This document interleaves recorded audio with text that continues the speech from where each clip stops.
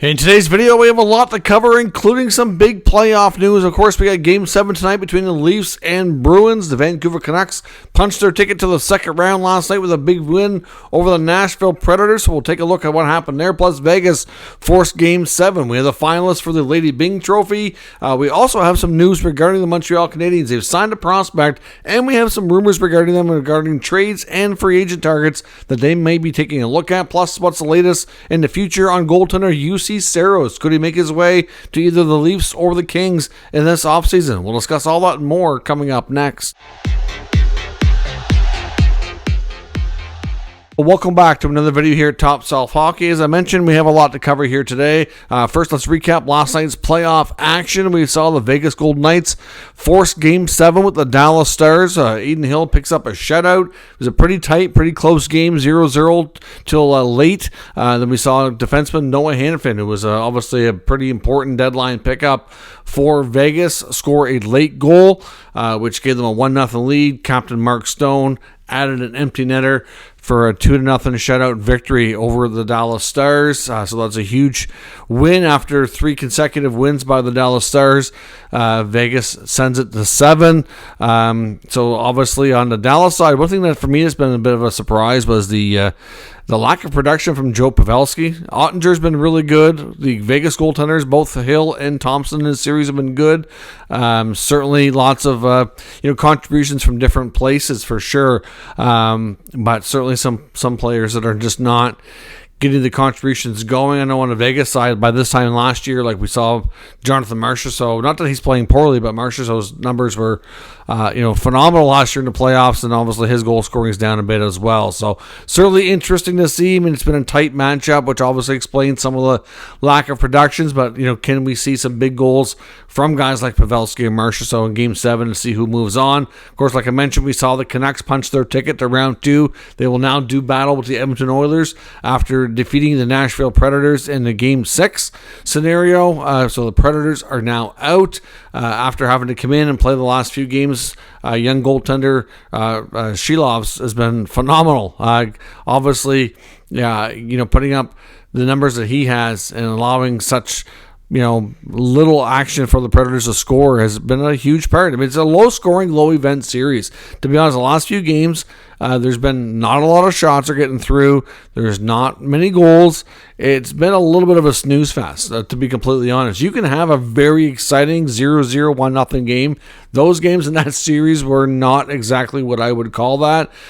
Suter scored a huge goal for the Canucks late in the third to give them the 1-0 lead, which ultimately ended up being the deciding goal to win the game.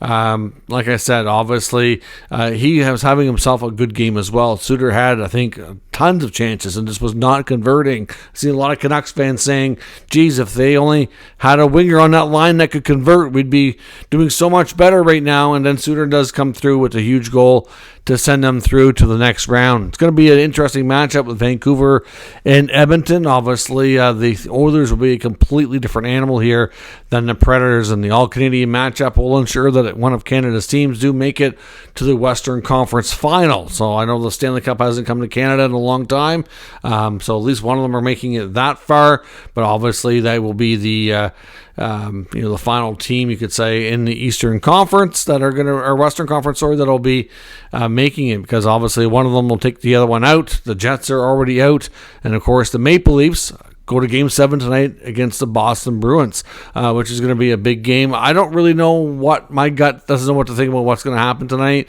The Leafs have been the better team in the last 2 games to get the series tied up. But historically speaking, Boston's found a way to win these big moments and to kind of break the hearts of the Leafs. So I know based on history, you would probably think Bruins, but the Bruins have been terrible the past few games. You're not getting the big performances from Pasternak and Marchand.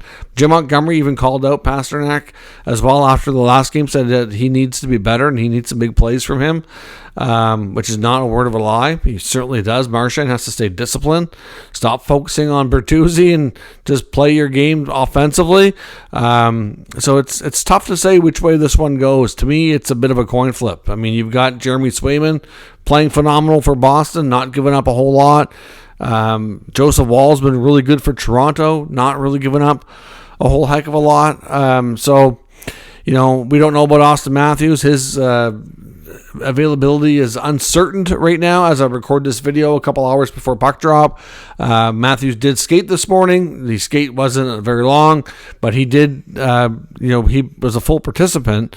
Didn't stay out late with the scratches, which is what he had been doing. So it kind of lead people to think that he's going to play, but then all the reporters are saying that they're not so sure he's going to.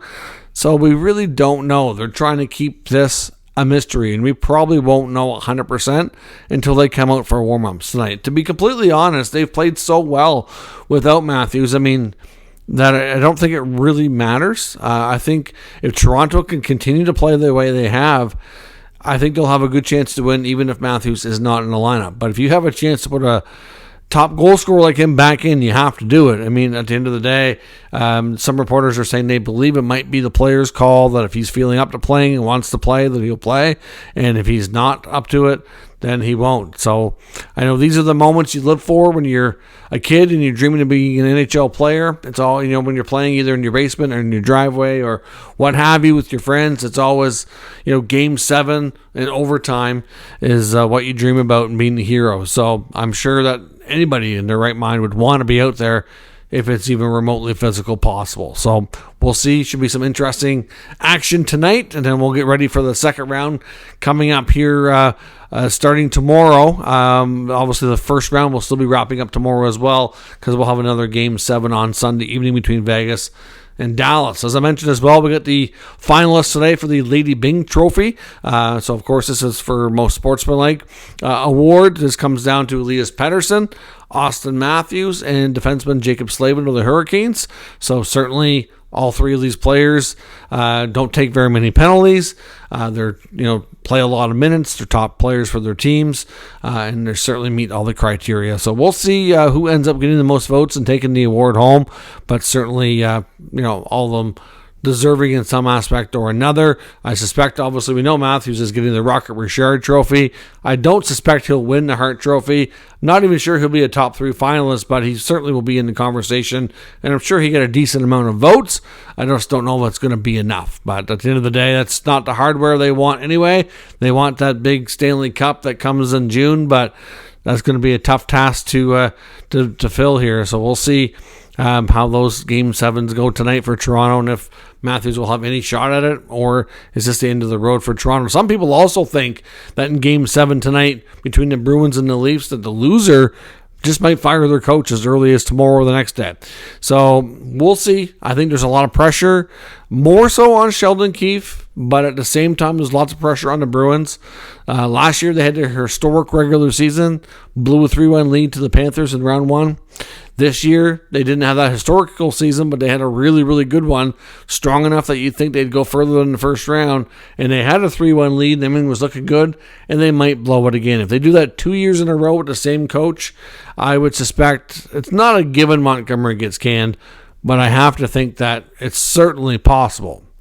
The Bruins and their ownership and management with Cam Neely and Don Sweeney do demand excellence and the high performance. And if it's not happening in the playoffs, they tend not to be too patient. So we'll see where that goes.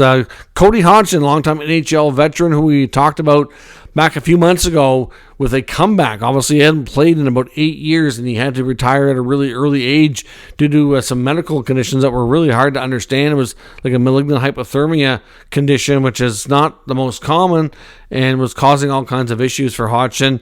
Recently made a comeback. He got a contract to play in the AHL. He was doing so for Milwaukee, which is the Nashville affiliate. Of course, that's where I believe Nashville was where his last NHL team was as well before he had to call her quits. Everything was going well for him. He had put up 8 points in 13 games. There was a lot of praise about how good he looked on the ice considering how long it had been since he had played. There was even some speculation after probably maybe the first 5 games or so, 5 to 10 games, that some NHL teams were looking at him going, geez, maybe he can still play. Maybe we will be interested here and they'll take a look at him in the offseason. Well, unfortunately, that comeback has come to a screeching halt, and he's gone back quietly into retirement. He started getting symptoms returning, even though he thought he had overcome the condition and that it wasn't going to bother him moving forward. At least that was the hope. Well, unfortunately, the hope is not there now because the symptoms were coming back and he was getting too much and he had to quit again. So it's really unfortunate. I feel bad for Cody Hodgson. Had to retire early, but it's good to see him come back and try. He looked good out there. It's really unfortunate. This is not going to, allow him to continue, but that's where things stand. But kudos for, even having the gumption to come back and try it after 8 years. Like, that's crazy. Most players would not have done that. So certainly give him a lot of credit for trying. Now onto the rumor section of the video. Before we get into the Montreal stuff, because there's a UFA rumor and a trade talk that I want to take a look at, some trade rumors. Let's take a look at UC Soros first. Lots of talk about him and his future. There's a new article today by the fourthperiod.com, Dave Pagnotta, in reference to Dennis Bernstein as well, since he covers the Kings closely. Looking at the fact of UC Soros and whether or not he's going to be dealt this offseason. Basically, the article goes over the fact that right now the belief is that UC Soros, on his next contract, which will be eligible to be extended July 1, that he's going to want something comparable to Islanders goalie Ilya Sorokin, which he signed an 8-year deal valued at around $66 million. So that's what he's going to be looking for. Now, as much as the Predators like Soros, and I think they are open to keeping him, I don't think they're in a hurry to trade him. At the very least, keep him for one more season. But at the same time, they don't want to see him walk for nothing. But they do have Yaroslav Askarov in the minors, and right now the belief is that he's ready for the NHL and doesn't have a ton left to prove down there, so it doesn't make sense for him to be an AHL goalie next year. So obviously, they could run with Soros and Askarov short term and then move Soros later, which is, a remote possibility. I wouldn't say it's an absolute given that he is traded this offseason, but they think that Askarov can be the starter as early as next year. This team certainly, fair to say, it certainly achieved a bigger result and better results than a lot of people thought. Goaltending was obviously part of that, and they want to maintain that position, and hopefully it doesn't become an area of weakness for them. But when it comes to Soros, the Predators don't seem to have much of an appetite to do an 8-year contract extension on a player that's of his age with Askarov waiting in the wings. It doesn't make sense for them. So, like, if he was looking for a shorter-term deal, it might make more sense, but that's not what he's believed to be looking for. So, in that sense, it's believed that a trade is pretty likely, because if they can't get him signed, they don't want to lose him for nothing. They need to, explore the future and move forward here. So, at the end of the day, the two teams that were the most interested in Soros, at least in the past, were Toronto and LA. Now, it doesn't mean that they're still that serious about him. I think LA would be. Toronto, I'm not so sure, because this is probably talking about, between all the rumors and all the, tire kicking explorations that were done via trade talk, the Kings and Leafs were believed to be the teams that talked to the Predators the most and had the most seriousness. Now, like I said, things change over time. Doesn't mean that's going to be the case this summer, but in LA's case, every reason should be. It's believed that the Kings at one point had offered multiple first-round picks and a top prospect, and Nashville did not pull the trigger. They may learn to regret that at some point, but right now it's probably going to take a similar offer to pry him out of Nashville. Obviously, the Kings' goaltending situation is very much unsettled, with Talbot and Riddick and Copley all needing new contracts. They have a clean slate to do something completely different. I wouldn't completely rule out them bringing back David Riddick to be more of a backup role. I don't think Talbot will be back, though. I think that's more of a one-and-done scenario, and they'd like to bring in a more established starter who can handle a bigger workload. Well, Soros will meet that criteria. In Toronto's case, I don't know if they still would have that level of interest given the emergence of Joseph Woll. I don't know how they feel about Samsonov long-term. I'm not entirely convinced that he stays beyond this current season. It's hard to say. But at the same time, if Joseph Woll appears to be ready to be the starter, there doesn't make sense for them to bring in Soros. I mean, do they need another goaltender? They probably do, and they probably need somebody who can be more of a 1A, 1B, or a backup who's capable of handling a decent workload. Joseph Woll does have a history of injuries, and can they bank on him for 60 games? It's something he's never done before, so it's hard to say. So I'm not sure what level of interest Toronto will have, or if they'll have the right assets to even make the deal. But at the same time, I think LA would. So to me, LA makes more sense in this case, and there certainly would be other teams coming out that would make sense as well. New Jersey comes to mind. So we will see. At this rate, though, things are leaning towards a Soros trade being more and more likely given the contract demand. So we'll have to follow that situation closely. As I mentioned in Montreal, a couple of different rumors we want to take a look at. One, on the UFA front, there was an interview with BPM Sports talking with, and this isn't even really a rumor, this comes right from the player, but unrestricted free agent forward right now with Detroit, David Perron, who's in his mid-30s, said that it basically, essentially, that he would love to play Montreal. It'd be a bit of a dream to play there. Of course, he's a Sherbrooke, Quebec native, so it'd be like a homecoming. Sherbrooke's not far from Montreal. I can't say for sure he grew up a Habs fan, but I would suspect he probably did. And certainly, it's something that I would imagine, based on what Montreal looks to do this offseason, I think there's a few vets on their team that they would like to move on from. And without doing that, it might be difficult to bring Perron in.